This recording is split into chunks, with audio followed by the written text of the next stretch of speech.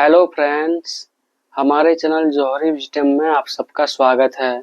मैं आर.के. जौहरी आज आप सबके लिए एक बेहद गंभीर और बड़ी खबर लेकर के आया हूं, जो इस समय पूरे पश्चिम बंगाल में चर्चा का केंद्र बना हुआ है। वक्फ अमेंडमेंट एक्ट को लेकर पूरे राज्य में हलचल मच गई है। मुर्शिदाबाद में जहां 3 लोगों की जान चली गई, वहीं साउथ 24 परगनास में हुई हिंसा ने पूरे पुलिस डिपार्टमेंट को हिला कर रख दिया है।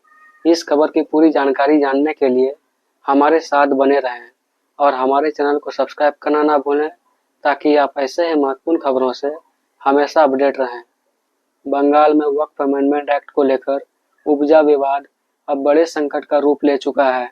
राज्य के अलग अलग जिलों में इस कानून के विरोध में प्रदर्शन हो रहे हैं, जो अब बड़े हिंसों में तब्दील हो गए हैं। हाल ही में मुर्शिदाबाद और साउथ 24 परगनास में जो कुछ हुआ, उसने पूरे राज्य को झकझोर कर रख दिया है। मुर्शिदाबाद में विरोध इतना उग्र हो गया कि 3 लोगों की जान चली गई, जिनमें एक पिता पुत्र भी शामिल थे। प्रदर्शनकारियों ने रेलवे ट्रैक को जाम कर दिया, सरकारी संपत्तियों में तोड़फोड़ की और वाहनों को आग लगा दी गई। इस पूरे घटनाक्रम में 200 से अधिक लोगों को गिरफ्तार किया जा चुका है।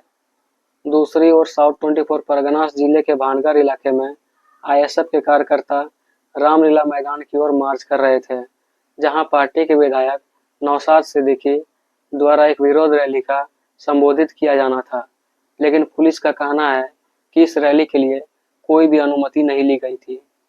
जब प्रदर्शनकारियों ने बैरिकेड्स को तोड़ने की कोशिश की, तो हालात बेकाबू हो गए। पुलिस की गाड़ियों को पलट दिया गया, उनके शीशे तोड़ दिए गए और फिर गाड़ियों को आग लगा दी गई। इस भीड़ को नियंत्रित करने के लिए पुलिस को लाठीचार्ज का सहारा लेना पड़ा, जिसमें कई लोग घायल हो गए। इस घटना में कुछ पुलिसकर्मी भी घायल हो गए। नौशाद सिद्दीकी ने अपने संबोधन में नए वक्फ कानून को मुसलमानों पर हमला और संविधान पर चोट करार दिया। उन्होंने कहा, अगर ममता बनर्जी ने पहले ही कहा है कि वह राज्य सरकार में नए वक्फ कानून को लागू नहीं करेंगी, तो उनके शांतिपूर्ण विरोध को रोका क्यों गया। इस पूरी स्थिति के बीच सुप्रीम कोर्ट में भी इस विवाद का जिक्र हुआ, जहां इस कानून को चुनौती देने वाली 15 याचिकाएं दाखिल की गई हैं। सुप्रीम कोर्ट 16 अप्रैल को इन याचिकाओं पर सुनवाई करेगा। इस बार संसद में पास हुए वक्फ अमेंडमेंट एक्ट 2025 में कई अहम बदलाव किए गए।